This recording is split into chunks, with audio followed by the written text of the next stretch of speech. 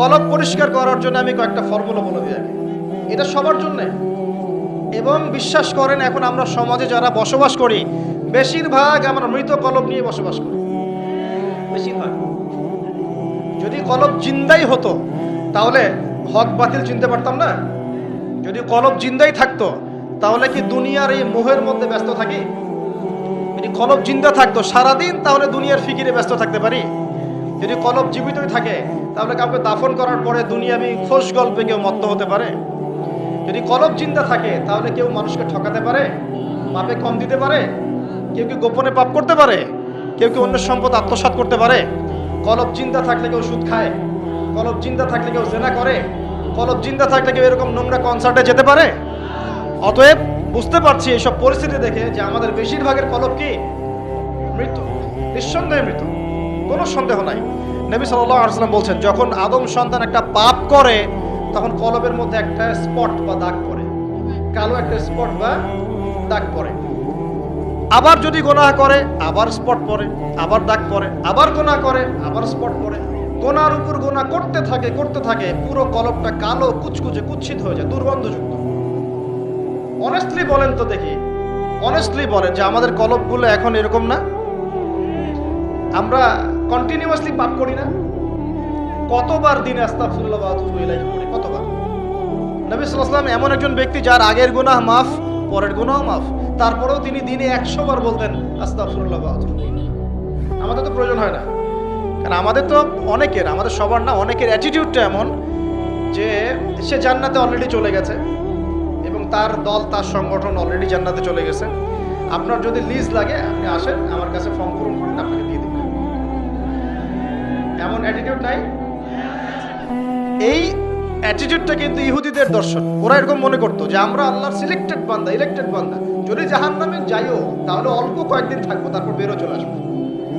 হ্যাঁ, এই কথা সূরা বাকারায় আছে, পড়ে দেখেন তো। দেখুন প্রিয় ভাইয়েরা, কলব পরিষ্কারটা সবচেয়ে ইম্পর্টেন্ট জিনিস। এখন মানুষ বলতে পারে সুফিজমের আলোচনা করছে।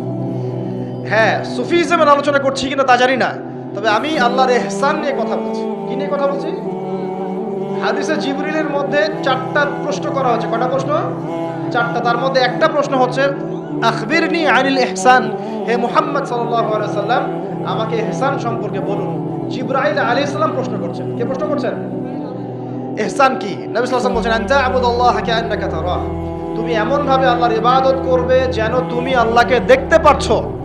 ওয়া ইল্লাম তাকুন তারাহু ফাইন্নাহু ইয়ারাক, তুমি যদি আল্লাহকে দেখতে নাও পারো জেনে রাখবে যে আল্লাহ পাক তোমাকে দেখছেন। এই ফিলিংসটা মানুষের মধ্যে থাকলে কি মানুষ পাপগুলো কন্টিনিউয়াসলি করতে পারে? যদি পাপ হয়েও যায় সেটা তওবা করে ফিরে আসবে, তাই নয় কি? আচ্ছা, এখন দেখুন কি করতে হবে। এক নাম্বার বলছি যে অন্তরটাকে পরিচ্ছন্ন করতে হবে। পরিচ্ছন্ন করার জন্য প্রথম কাজ কি? প্রথম কাজ হচ্ছে 5 ওয়াক্ত নামাজকে আঁকড়ে ধরা। কি করা? 5 ওয়াক্ত নামাজকে আঁকড়ে ধরা। যদি আপনি জামাত মিসও করে ফেলেন বাসায় পড়ে ফেলবেন, নামাজ বাদ দেওয়া যাবে না। মানে জামাত মিস করে ফেলেছি জন্য নামাজ বাদ এমন নয়। নামাজ জামাত মিস হয়ে গেছে, আচ্ছা হয়ে গেছে, ঘুমিয়েছিলেন বা মনে ছিল না বা ব্যস্ত ছিলেন, কথার কথা, যখনই সময় পেয়েছেন, মনে পড়েছে, ঘুম থেকে উঠেছেন, নামাজ পড়তে হবে, একাই পড়তে হবে। বাদ দিবেন আজকে থেকে? বরং আমরা চেষ্টা করবো ইনশাআল্লাহ জীবনে যে নামাজগুলো কাজা হয়ে গেছে সেগুলো যেন হিসেব করে আদায় করে দেয়া সম্ভব হয়, এটাও চেষ্টা করা উচিত। আল্লাহ পাক তৌফিক দান করুন। এক নম্বর নসিহত, নামাজ ছাড়া যাবে না। কারণ একটা হাদিস যথেষ্ট। নবী সাল্লাল্লাহু আলাইহি ওয়াসাল্লাম বলেছেন যে মান তারাকা সালাতান মুতাআম্মিদান ফাকাদ কাফারা, যে ব্যক্তি ইচ্ছাকৃতভাবে নামাজকে ছেড়ে দিল সে ব্যক্তি যেন কুফরি করলো। কি করলো? কুফরি করলো। মুআজ বিন জাবাল রাদিয়াল্লাহু আনহুর হাদিসে এসেছে, নবী সাল্লাল্লাহু আলাইহি ওয়াসাল্লাম বলেছেন মান তারাকা সালাতান মুতাআম্মিদান ফাকাদ বারিআত মিন জিম্মাতিল্লাহ, যে ব্যক্তি ইচ্ছাকৃতভাবে তার উপর অর্পিত ফরজ নামাজ ত্যাগ করলো সে ব্যক্তি আল্লাহ পাকের জিম্মেদারি থেকে মুক্ত হয়ে গেল, তার উপর আল্লাহর কোনো জিম্মেদারি নাই। প্রথম নসিহত, যদি অন্তর পরিচ্ছন্ন করতে চাই নামাজ। মনে থাকবে ইনশাআল্লাহ। আল্লাহ আমাকে তৌফিক দান করুন, আপনাদের সবাইকে তৌফিক দান করুন। 2 নাম্বার, বেশি বেশি কোরআন তেলাওয়াত। বেশি বেশি কি? কোরআন তেলাওয়াত। কোরআন তেলাওয়াতের কোনো বিকল্প নেই, কিছু শিখেন। 1 নাম্বার সূরা ফাতিহা, 2 নাম্বার সূরা ফালাক নাস ইখলাস 3 বার করে সকাল সন্ধ্যা। সূরা ফালাক নাস ইখলাস, কুল হুয়াল্লাহু আহাদ, কুল আউযু বিরাব্বিল ফালাক এবং কুল আউযু বিরাব্বিন নাস।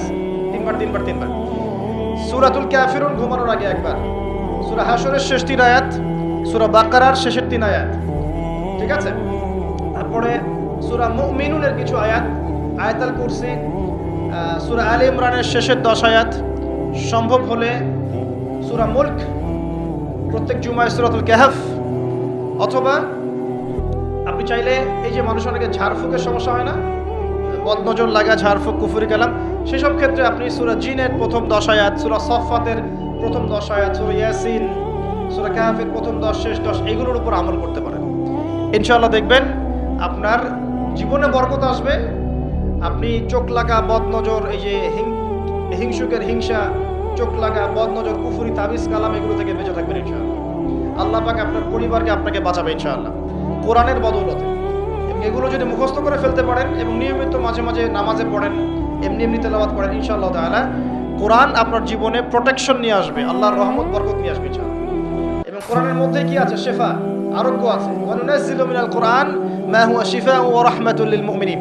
আল্লাহ পাক বলছেন আমি কোরআন নাজিল করেছি, এর মধ্যেই মুমিনদের জন্য শিফা আছে, শিফা আরোগ্য আছে এবং আল্লাহর রহমত, দয়া আছে। আমরা আরোগ্য চাই না? আল্লাহর দয়া চাই না? আর এই আরোগ্য শুধু দৈহিক রোগের আরোগ্য নয়, কলবের রোগের আরোগ্য। তো কোরআন তেলাওয়াতকে বাড়িয়ে দেওয়ার চেষ্টা করেন, আল্লাহ পাক তৌফিক দান করুন। আর যদি পসিবল হয়, আল্লাহ পাক যদি আরো ফুরসত দেন, তৌফিক দেন, প্রত্যেকদিন 1 ঘন্টা করে 1 পারা কোরআন তেলাওয়াত করবেন, পারবেন ইনশাআল্লাহ? আল্লাহ আমাদের সবাইকে তৌফিক দান করুন, আমিন। এরপর কি? বেশি বেশি আল্লাহর জিকির। 1 নাম্বার কি বলেছি? সালাত। 2 নাম্বার কোরআন তেলাওয়াত। 3 নাম্বার হচ্ছে আল্লাহর জিকির। বেশি বেশি আল্লাহর জিকির। আল্লাহর জিকির মানে শুধু আল্লাহ আল্লাহ এটাকে বোঝাচ্ছি না আমি। আল্লাহর জিকির মানে আপনি সবসময় ফিল করবেন, আল্লাহকে স্মরণ করবেন যে আল্লাহ পাক আপনাকে দেখছেন, আপনি আল্লাহর ইবাদত করছেন, আল্লাহ আপনাকে দেখছেন। আপনি আল্লাহকে দেখতে না পারলেও আল্লাহ আপনাকে দেখছেন, আল্লাহ আপনার কথা শুনছেন, আল্লাহ হাজির নাজির, আপনি ফিল করবেন। জিকির মানে কি? স্মরণ করা। জিকির মানে কি? স্মরণ করা। আপনি সুবহানাল্লাহ পড়ছেন, আল্লাহর জিকির করছেন, আলহামদুলিল্লাহ পড়ছেন, আল্লাহু আকবার পড়ছেন, লা ইলাহা ইল্লাল্লাহ পড়ছেন, হ্যাঁ, লা হাওলা ওয়ালা কুওয়াতা ইল্লা বিল্লাহ পড়ছেন, এগুলোতে আপনি আল্লাহর জিকির করছেন, আলহামদুলিল্লাহ। এখন ব্যবসা করতে গিয়েছেন, এই যে মাপের দাড়িপাল্লা উঠালেন, এই যে মাপে কম দিচ্ছেন, এখন কি আল্লাহ আপনাকে দেখছেন না? এই যে আপনি আল্লাহকে স্মরণ করছেন যে আল্লাহ আমাকে দেখছেন, মাপে কমটা দেওয়া যাবে না, যদিও কাস্টমার বুঝতে পারছে না। এই যে আপনি আল্লাহকে স্মরণ করলেন, এটাই আল্লাহর জিকির। এটা কি? আল্লাহর জিকির। আপনি ওই যে স্কুলে গিয়েছেন বা কলেজে গিয়েছেন, এখন মাশাআল্লাহ আপনার তো বান্ধবীর অভাব নাই, কয়েকজন বান্ধবী আপনাকে ফোর্স করছে, চল ওখানে গিয়ে কফি খাই, এই করি সেই করি, আজকে ঘুরে আসি রমনা পার্ক, নাকি? তো এখন আপনি আল্লাহকে স্মরণ করছেন যে আমি আল্লাহকে দেখতে না পারলেও আল্লাহ তো আমাকে দেখছেন, না আমি তোমাদের সাথে যেতে পারবো না, এটা আমার জন্য জায়েজ নাই। এই যে আপনি আল্লাহকে স্মরণ করলেন, এটার নাম কি? আল্লাহর জিকির। সমাজের দায়িত্ব পেয়েছেন, আলহামদুলিল্লাহ, দায়িত্ব পাওয়া খারাপ কিছু নয়, এটাকে সঠিকভাবে পালন করাটাই চ্যালেঞ্জ। দায়িত্ব পাওয়া খারাপ কিছু নয়, দায়িত্বটাকে সঠিকভাবে পালন করাটা চ্যালেঞ্জ।